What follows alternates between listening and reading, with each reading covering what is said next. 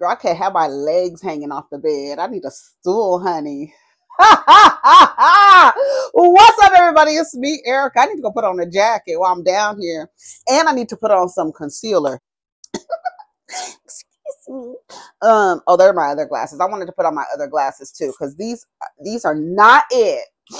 I should put on some concealer, but I was like, you know what, just F it. You know, I'm just down here, girl. You know, I'm doing my thing, trying to clean that's what I was trying to do, clean my glasses off. Those clear ones was really cleaned off. I'm about to get me some red frames. I'm just waiting for the right shape. I have a feeling it's on the horizon. I really want some Wayfair, like fucking Ray-Bans, but with a red frame, and I can't find them. I remember seeing this guy. Oh, what's up, everybody? It's me, Erica. We're down here, girl. I just started talking. So rude, so nasty, and so rude. So nasty and so rude. That's how you know Nene was a MFer, because that is Kenya said she's so nasty and so rude, but then Nene said that I'm so nasty and so rude. Yes, remember, you know how Nene used to be on her like, you're right, I'm wrong. You know, you're right, girl. I'm so nasty and so rude, girl. You're right. I'm so nasty and so rude. Shout out to Kenya Moore. Those were the good old days. The good old days when we used to be down on Facebook arguing. You know, me and Charles and I met because he used to like Portia, honey, and him and I used to go at it. Now that is my friend, honey. That's my brother, honey. Shout out to Charles. Yes, we used to be on Facebook arguing, honey, going back and forth about Portia and Kenya.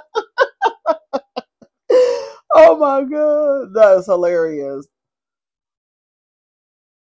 And we've been friends ever since. So I was down here talking about Haley and Chloe trying to cover little Helix's face when he was on the live.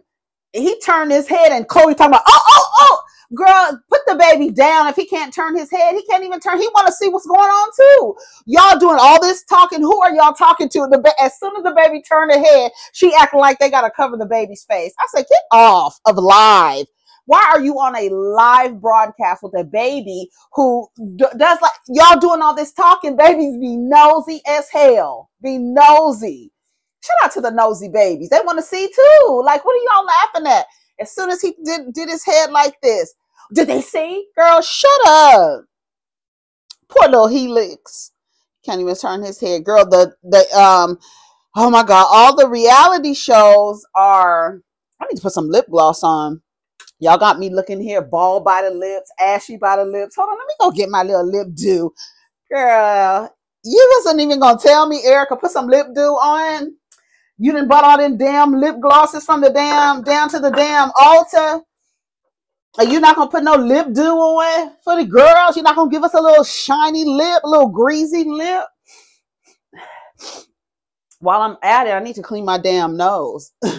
See if my nose is clean, girl. What is going on? Oh, girl, what's going on?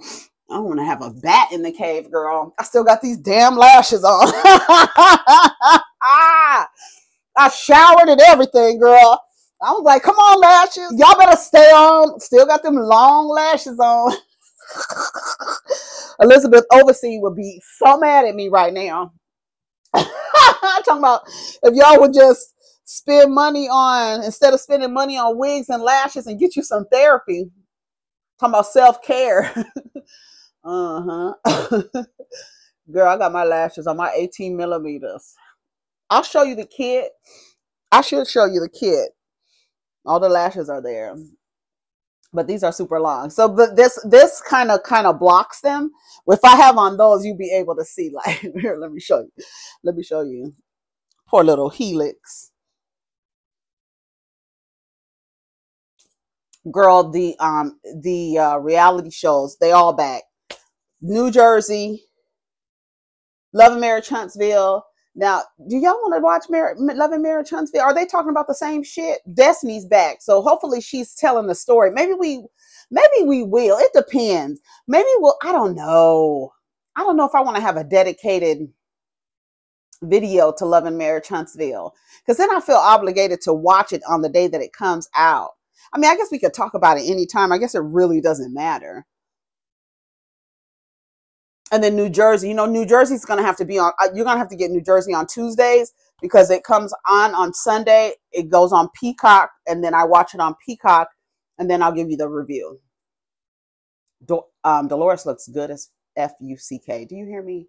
That's a bad bitch. That Ozempic got her looking. I was like, and with the dark hair, I was like, yes, Dolores Dolo. Yes, Lola. Yeah, so I gotta watch those. So what do y'all think about Love and Marriage Huntsville? I don't know, because I really don't. I really want to know what's going on with Destiny. That's why I really want to tune in just to see. But the other stuff that's going on with Martell is like, I feel like you don't want to kick somebody off their own show, but girl, if you ain't coming with something new, how long are you and Melody gonna argue until the kids turn 18? Like, what? I mean, come on, y'all got to come up with something else. If that's gonna be their story, I don't even care. Like I said, I'm just really concerned about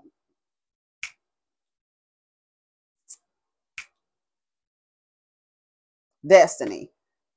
Letitia, her ass is never gonna leave Marsupial. Kimmy ain't never gonna leave Mighty Mouse. So, I mean, we just gonna be looking at them go through their motions of their marriages, I guess, love and marriage, I guess, and just talk shit about them looking crazy. Girl. Anyways, what else is going on? I sponsor the blog. Let me tell you something. So Drake came out and said he's too rich to be a pedophile. He's too rich to do that. I'm gonna go out on a limb and say, yeah, the ones with the money, they typically have some little secret ways about them, little dark secret ways about them. So I'm not sure why you're saying that your money is keeping you from being, what did he say? Hold on. Drake dropping new Nike sneakers amid Kendrick Lamar beef. The heart part. Okay. 13 hours ago. It was something about him. Hold on. Let me just go to the blogs. I think that's easier to do because, let's go to the Jasmine brand. Girl, let me put my other glasses on. Do y'all like these or the other ones? I feel like the other ones, because of this, my Keisha is throwing the thing off. Oh, girl.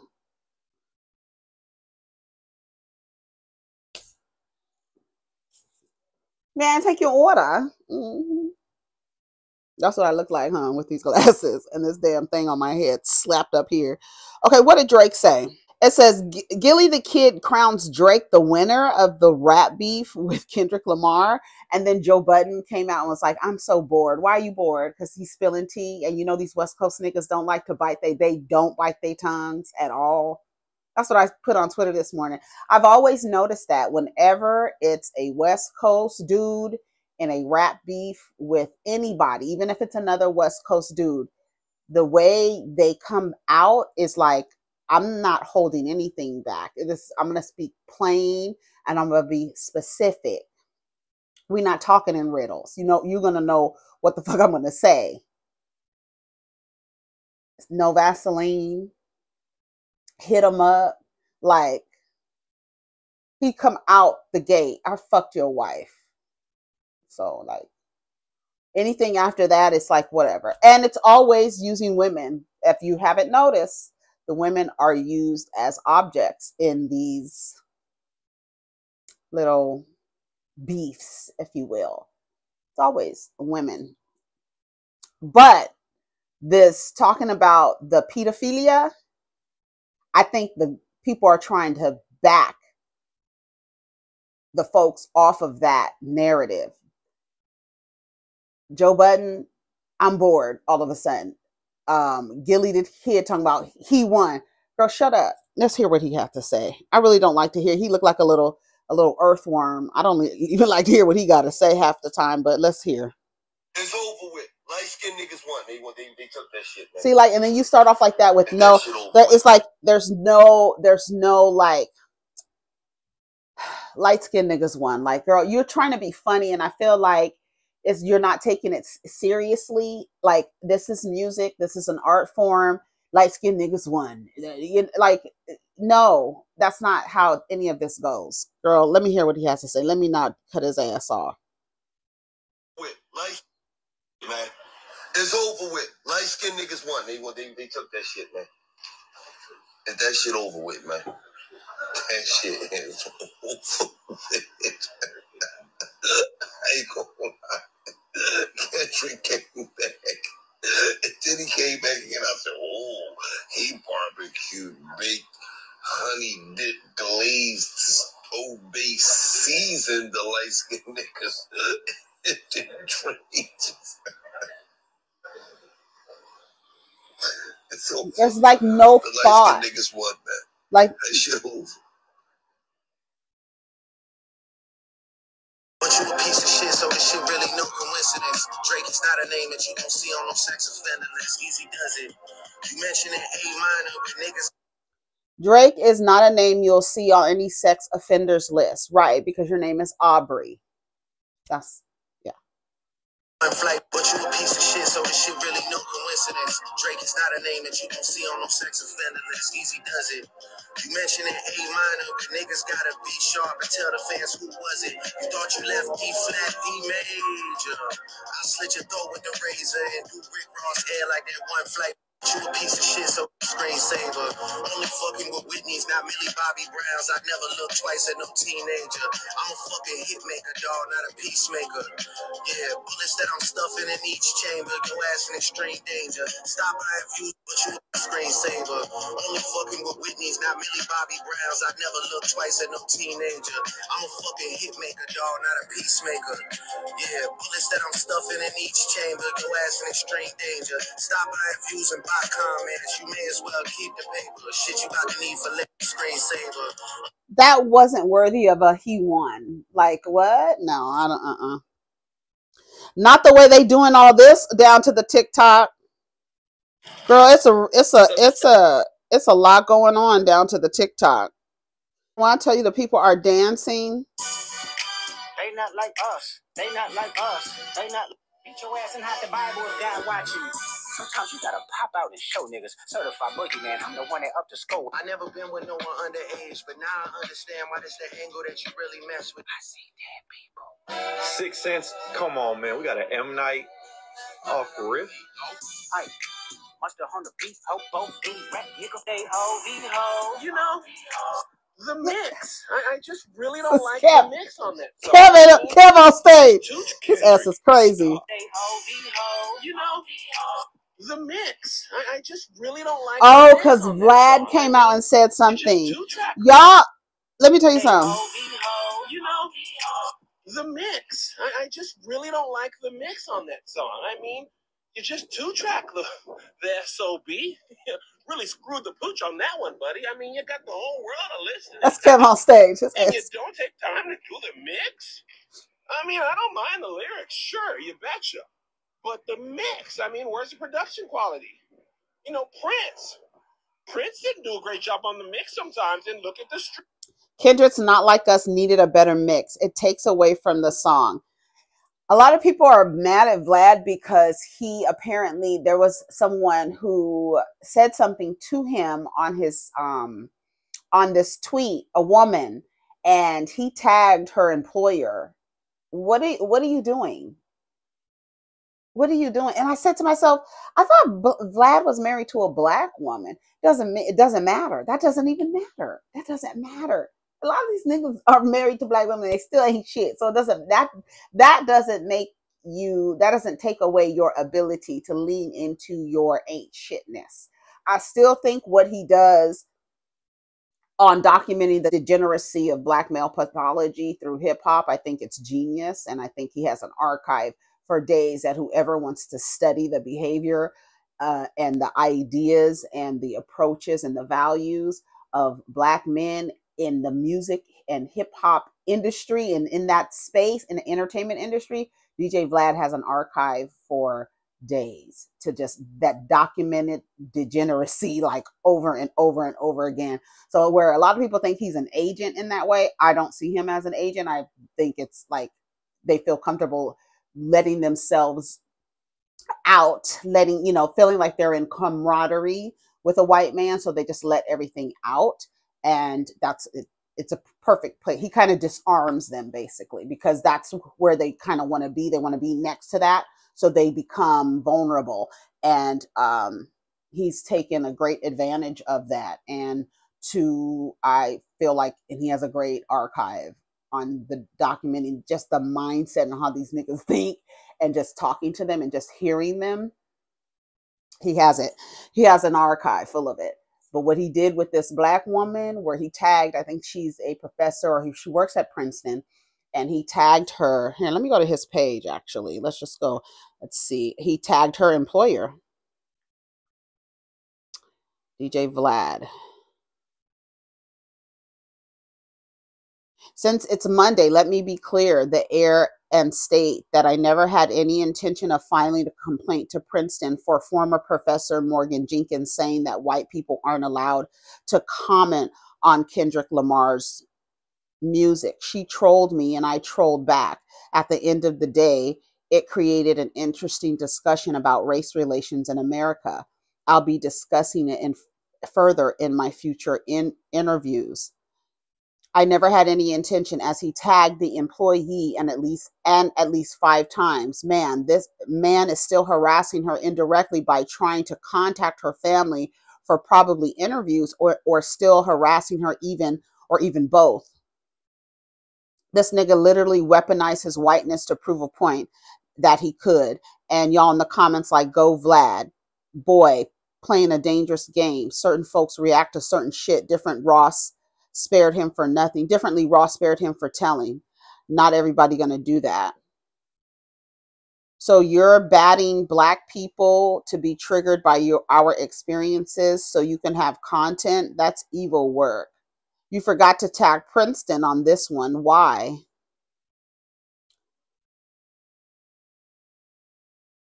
Lame ass boy. You remember what you told her. Don't try to change your words now. Stay out of Black folks' business, like she said. He says, I'll be reaching out to Princeton on Monday.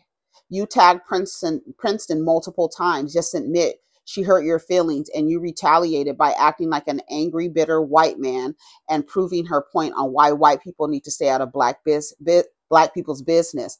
You proved why you don't belong here. Go critique and interview country artists, music, and music. That's more up your alley anyways.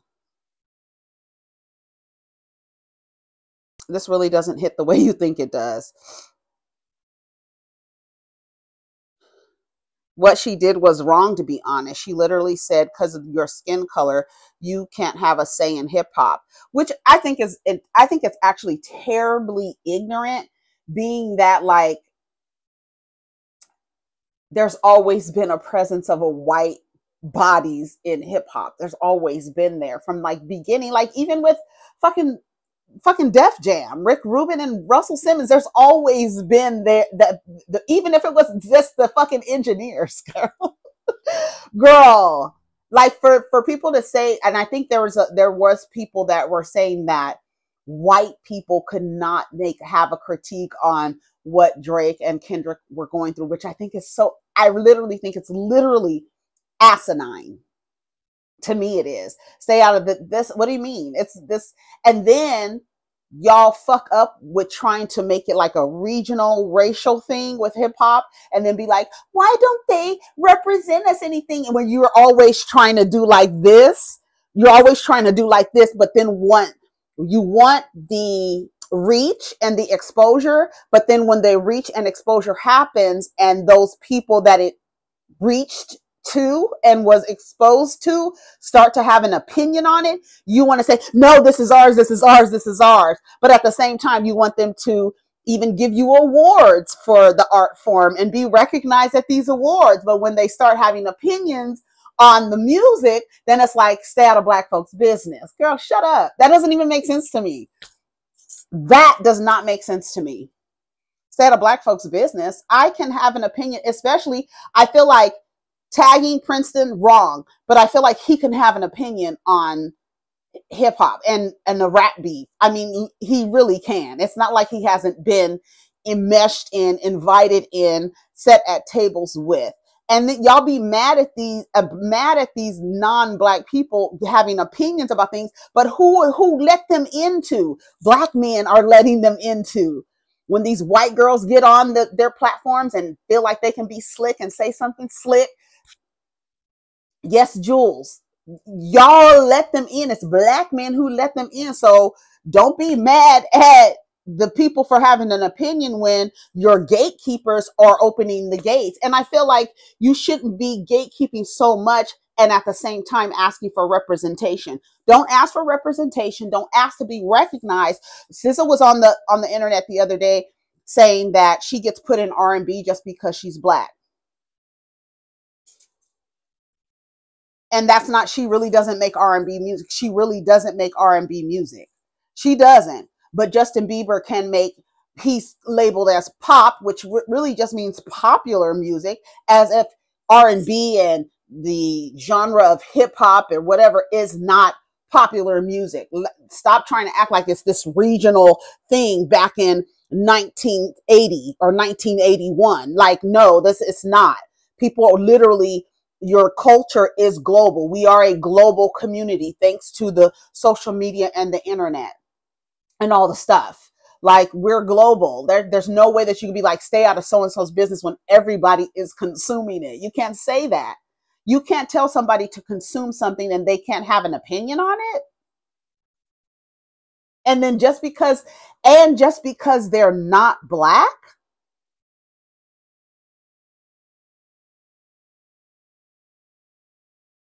why? Because what do they tell you? You can't have an opinion on. Like, that doesn't even make sense. You can't have an opinion on something because what?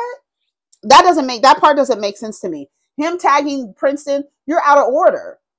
You're out of order. You're trying to get somebody fired for telling you that you can't do something. Like, that's too much. Like, you just took it too far, Vlad. That's too much. And everything that everybody is saying to you, you get what you do. You're getting exactly what is coming to you for that. Black folks' business, right? You mean a Twitter discussion over popular music?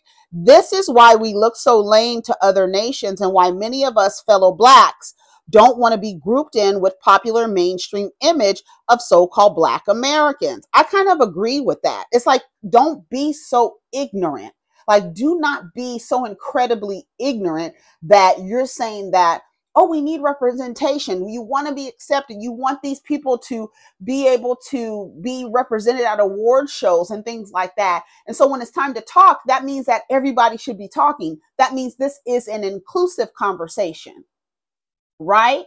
Because you want everybody, you want to be included in all these other spaces, right? So why can't these people be included on this conversation? If you want your music and your art form to be accepted and be represented in these fucking organizations, then you're going to have to allow those people to have opinions about what's happening with popular music. That's how I feel about it. Somebody says, you best got your tap dancing shoes on there, boy, don't you? Why many of it, yeah, it's just his framing when he says us blacks. When people put like us men, you women, you men, you blacks, you like that, you could tell like the kind of what operating system they're running. You can kind of tell.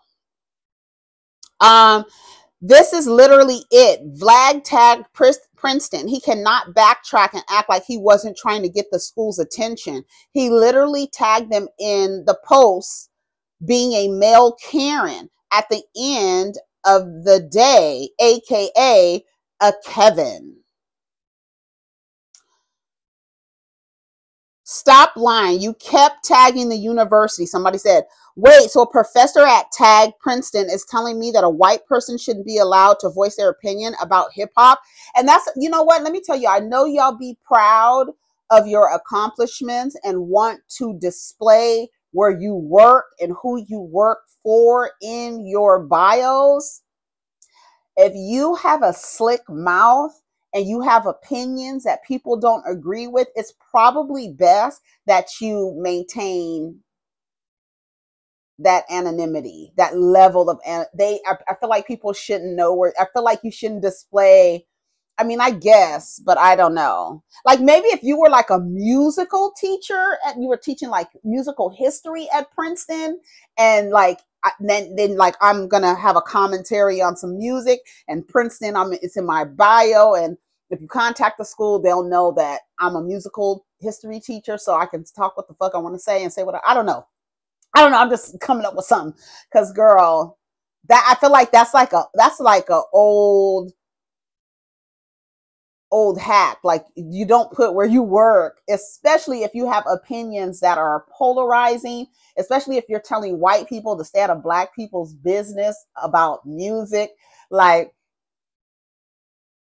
I just feel like he shouldn't have done that, but I mean, maybe you'll learn your lesson after this to take your stuff out of your thing. But yes, he tagged it right here.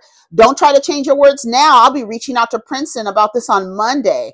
Then he tagged Princeton. It's called a permanent record. Every university has one. I went to Berkeley myself. People spew ignorant and bigoted comments at you publicly, then act like they're getting bullied when they get a response. Typical victim mentality. Go ahead and take Princeton out of your profile, sweetie. You just admitted it's not even true anymore. Good luck being a professor at Princeton again. I doubt the university supports their faculty telling non-black students to shut the fuck up about anything hip-hop related because of their skin color. He just should not. I mean, I feel like he could have had the discourse of going back and forth, but you tagging the thing is trying to get her in trouble. Like you're messing with her livelihood. You can still have an argument and go back. He could have had the same argument without tagging and trying to get her in trouble with her employer over a disagreement. About her saying stay out of black people's business. So y'all let me know what y'all think about. You weaponize your whiteness against a black woman, just like a Karen we knew you were all along. Stop the cap. You were never trolled. You were corrected and your fragile ego couldn't cope. The best you can do at this point is apologize and mind your business in the future. If you had no intention of doing that, why did you type in your own post that you were going to call the university this morning? You can't have an honest conversation about race relations because it would require you to be honest about your intentions. Former professor is evil work. Enjoy your cancellation. Honey, black men love to talk in front of Vlad too much in order for them to cancel him. So you can hang that up. You can hang it up. You did snitching by tagging them. It's over with. No need to clear the air. Boy, you full of shit. Bro turned into libs of TikTok at the first sign of critique. You know he uses them throwback slurs.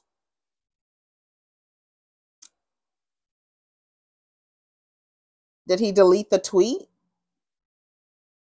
Hold on, let's see.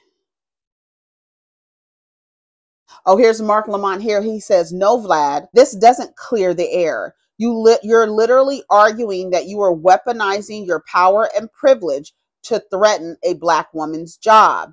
And why? Because she criticized you on Twitter about your power and privilege. You could have disagreed with Morgan Jerkins' stance. I actually didn't object to you intervening in the conversation, even though I disagreed with your point. Without threatening her. This is Karen shit.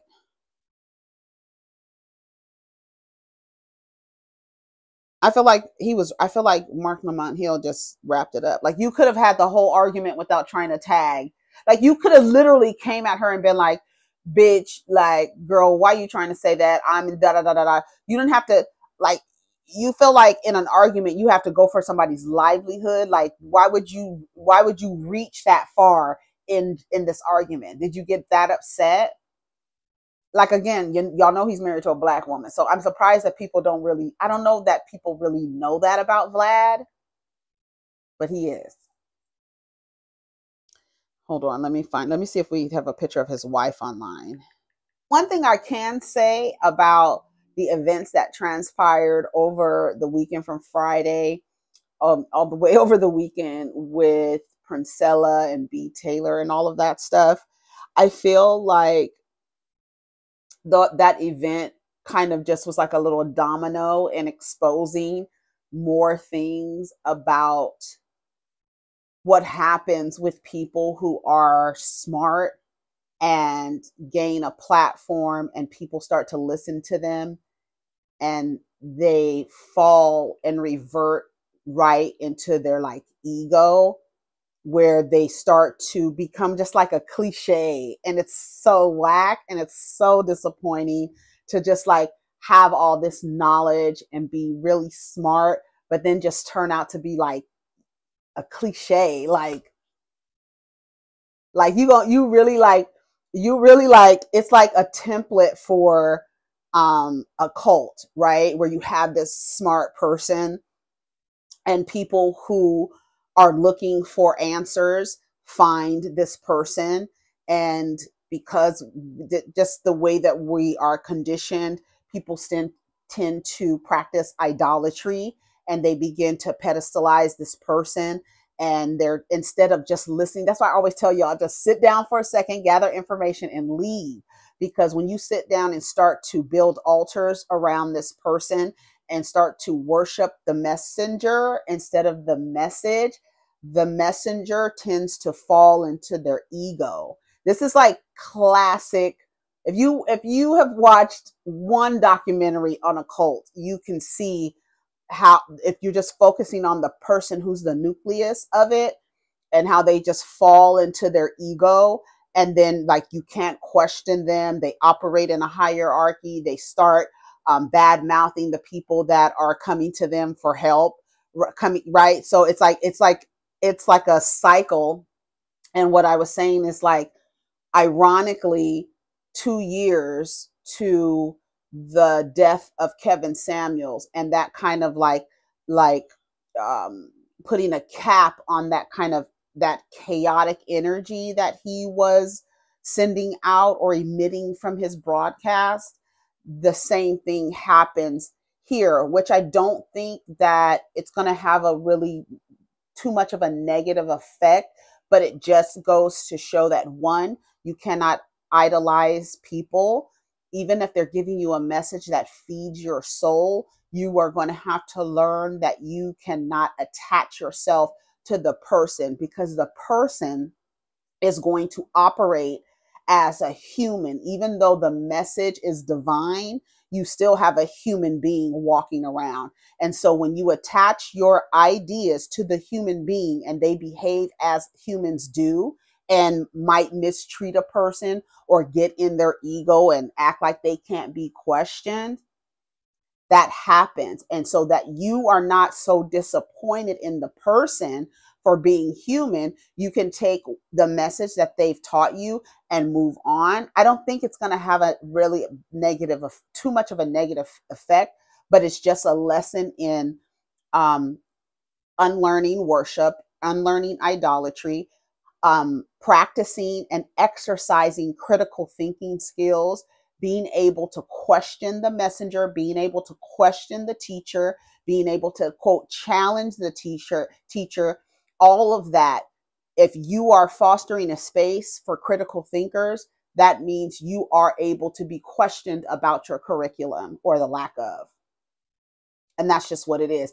And I feel like that type of exposure only affirms the age of Aquarius, is not allowing people to grift for too long.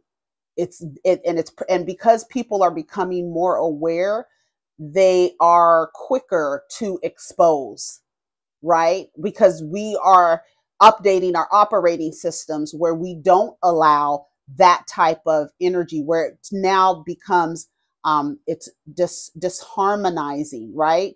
You can't harmonize in this space anymore for that length of time when people start to question and expose. It only takes one person to say it, and then that energy is let out, and then other people start to say, oh, you know, this happened, this happened, this happened, or this didn't even happen, but this demonstration makes me want to back away. Thank you for teaching me what I did not know before. I appreciate it, but now I'm exiting the Adobe structure with the speaker on the outside. I'm taking the jewels that you've given me and the tools that you've given me, and now I'm on my way to the next on my journey. That's it. And that is the reason why. But we live in a society, and I think you go from male worshiping to woman worshiping to just, you're just in an energy of worship where you really have to turn within and realize that, yes, people come down here to deliver messages, but you cannot worship like even Jesus, even Christianity. People like worship this man and revere this man, where it's like, what was the message that this person who was on this earth and had followers listening to him, what was his message? Why are you worshiping the man? But y'all, we live in that. That's why you're used to worshiping men. You worship a male deity. You even call the creation of all of this, you use a male pronoun. So that's like a programming to see this kind of energy as male, right? So then you've been updating your operating systems and saying, we're decentering this idea, but you haven't decentered the energy of worship, that you're taking your worship from men to women, or from non-black men to from black men to non-black men. You just want to get down on your knees for some reason. And that's the thing that you have to unlearn. So when that human, and that becomes a cliche, in like, oh, you have this great following, but in your personal life, you mistreat people. Like, come on, you're not embodying your message. Practice what you preach. That's cliche. You're a cliche. You're somebody who has had a gift. You have a gift, and you want to help people. But now that you're getting the fruits of this gift, or you're seeing a return, right? And this return is money. And so now you're sitting in your ego, and you're allowing this access to change your message. Now you a boss with a cigar, and you are talking about divine femininity and the divine feminine. But in your personal life, you are acting like the people you are warning your students and your learners about. And that happens. Like, you can watch any fucking where the teacher kind of comes out of, it's a power dynamic. They use the admiration of and the adoration of their learners, and they take advantage of it. They fall into their human side, and then into their shadow. That's why I say you got to be connected but not attached. Thank you for your message. It's kind of disappointing that you turned out to be a cliche. Like, that sucks, right? When you're on a grand stage telling a person you'll be treated better over here, giving the illusion, and then you actually mistreating them. And then and for it to happen so fast, to me, is an affirmation of the age of Aquarius. This kind of behavior can't last long, because energetically we are updating our operating systems, and your behavior is injecting programs that is creating a dysfunction. So for people who don't want to be aligned with that dysfunction and that disconnected message, to where your teacher is teaching you how to do things, but they don't embody their own message. For me, that's a disconnect. I need to be in community with people who embody their message. Yes, we fall, and yes, we, you know, work on, I mean, this is life. We work on how we relate to other people, but the level of mistreatment, like I could see if there was like, oh, we had personality clashes, but the level of mistreatment to where you want to treat people like they're beneath you and you're in this hierarchy, the divine feminine doesn't function. I mean, that's her teaching. It doesn't function in a hierarchy, but you're acting like you can talk to people any kind of way. You can call the people that are learning from you stupid. And it's like I can see, like, you know, when I tell people unwind your eyes, I'm effectively saying, like, you know, wake your dizzy ass up. But all of us have been there. So to act like you haven't, your eyes weren't wound up before. Your eyes was wound up, and it's looking like one of them is still wound up, because the message is disconnected from the divine feminine, because you're not operating from a place of abundance. You're operating from a place of lack. You're operating from a place of fear and scarcity. That is not feminine energy at all. Feminine energy is abundant, reproducing, right? Reciprocity. Like it goes like this. It goes like this, right? It's a cycle, right? A woman's body, the female body goes through a cycle. It is a cycle. It is a cycle. Life and death, life and death, life and death that we embody like every month as female bodies. So that's how we operate in abundance. It's a constant regeneration and reproduction.